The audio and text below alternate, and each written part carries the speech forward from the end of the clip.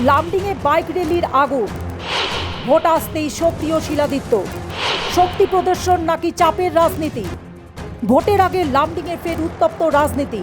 বিশাল bike rally, slogan, জনসমাগম, আর তার কেন্দ্রে প্রাক্তন বিধায়ক শিলাদিত্য দেব। প্রায় 2 শতাধিক বাইক নিয়ে র্যালি করে পুরো লামডিংকে যেন রাজনৈতিক শক্তি প্রদর্শনের মঞ্চে রূপান্তর। প্রশ্ন উঠেছে, ভোট আসতেই কেন এই তৎপরতা?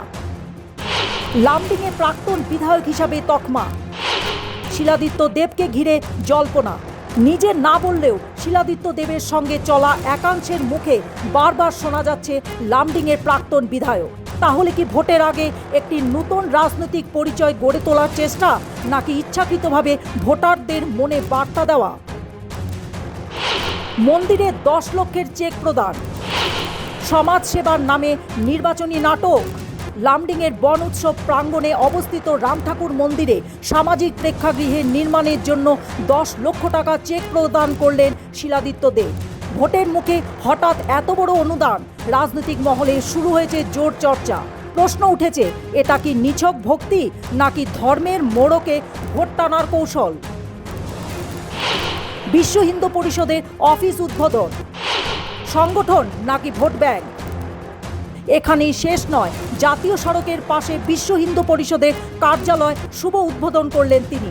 ভোটের ঠিক আগে সংগঠনের অফিস উদ্বোধনের কাকতালীয় না সুনিশ্চিত রাজনৈতিক বার্তা। রাজনৈতিক মহলে প্রশ্ন নির্দিষ্ট, ভোট ব্যাংকই কি টার্গেট?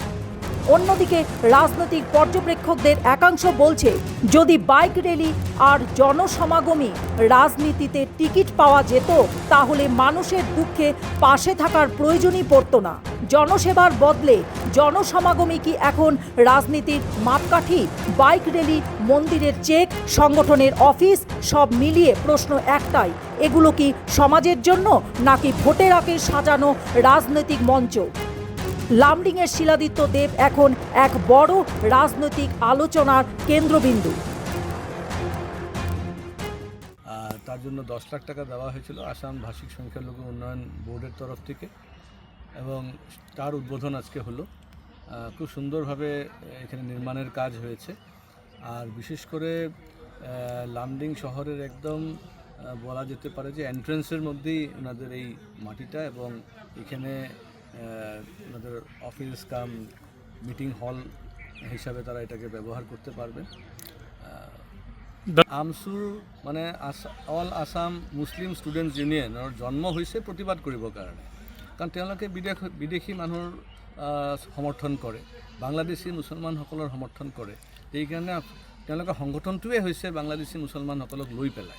সেইকাৰণে নেচাৰেল কথা, ভাৰতবৰ্ষত যদি তেওঁলোকে ইলিগেলভাৱে প্ৰৱেশ কৰিছে আৰু ইয়াতে নাগৰিকতা যদি বিচাৰি আছে, তো অবৈধভাৱে তেওঁলোকে কৰিব লাগিব আৰু প্ৰটেষ্ট কৰি থাকিব লাগিব হ'ব। কাৰণ যদি বিগত 60-70 বছৰত তেওঁলোকে জালি কাগজ দি পেলাই আৰু তেওঁলোকৰ নাম অন্তৰ্ভুক্ত কৰিছে ভোটাৰ লিষ্টত বা NRCত, সেইখিনি নাম যদি আমি এতিয়া কৰ্তন কৰিব যাওঁ অন লিগেল বেচিছত, তেতিয়া তেওঁলোকেতো হুলস্থুল কৰিবই।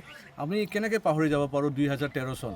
2013 চনত যেতিয়া NRCৰ পাইলট প্ৰজেক্ট হৈ আছিলে অসমত, আৰু বৰপেটাত যি প্ৰকাৰে তেওঁলোকে আন্দোলন কৰিছিল, ফায়াৰিঙত 2জন মানুহৰ মৃত্যু হৈছিল। সেইকাৰণে আমচুৰ যিটো কেৰেক্টাৰ, আমচুৰ যিটো চৰিত্ৰ আমি ভালকৈ জানো। তেওঁলোকে সদায় বাংলাদেশী মুছলমানৰ হকে মাত মাতে। তেওঁলোকে বাংলাদেশী মুছলমানসকলক কেনেকৈ ভাৰতীয় আৰু অসমীয়া বনাব, তাৰ পৰিকল্পনাই কাম কৰি আছে। কিন্তু news desk report, global news network.